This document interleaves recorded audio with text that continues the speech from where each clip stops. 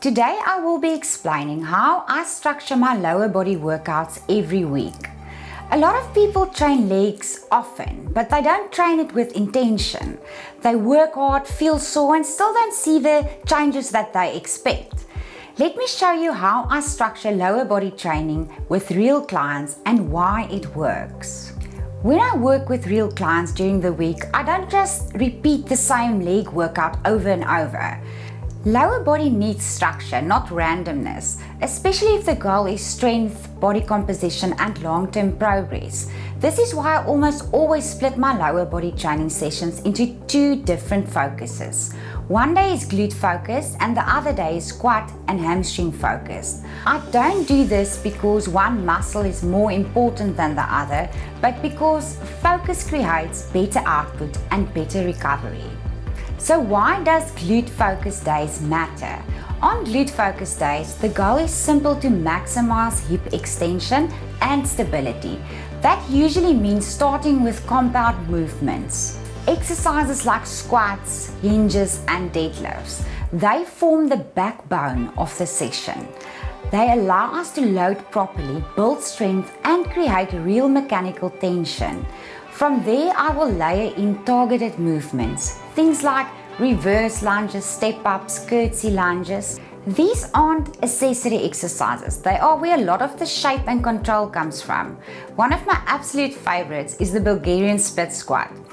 Most people have a love-hate relationship with it, and that's usually because it works so well. The Bulgarian split squat challenges your strength, balance, coordination, and control all at once. And if you do it properly, it exposes weaknesses very quickly. This is not a bad thing, that's actually useful information. Then, quad and hamstring focus days is a different kind of stress. This second lower body day shifts the emphasis. We are now looking at knee dominant movements, controlled hamstring loading, different joint angles. Again, your compound lifts comes first. These are exercises like squats, deadlift variations, and hinges. These exercises stays consistent because they work. It's only the intent that changes. The goal here is force production, control, and repeatability, not just fatigue. This is where many people go wrong. They chase burn instead of quality. Training should feel challenging, but it should also be something you can recover from and repeat week after week. So why do I mix compounds and isolation? Compound movements build the foundation and isolation exercises refine it.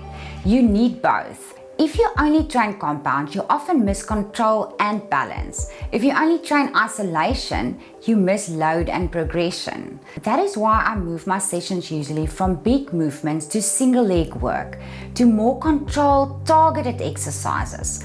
This is how you build strong legs that actually perform, not just legs that feel tired. I also add some small amounts of plyometrics, depending on the client. Things like speed skaters and lunge hops.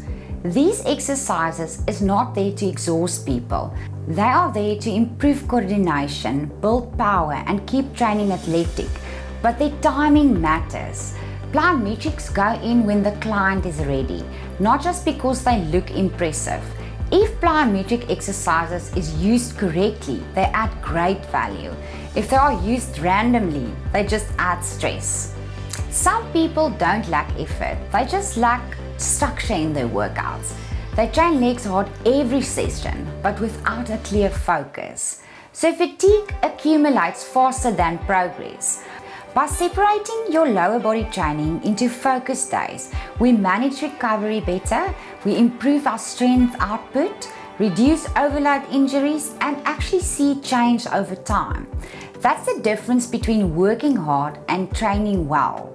Your lower body training works best when there's a clear purpose behind each session. Not everything needs to be at max effort, but everything needs intention. That's how you train hard, recover properly, and keep progressing.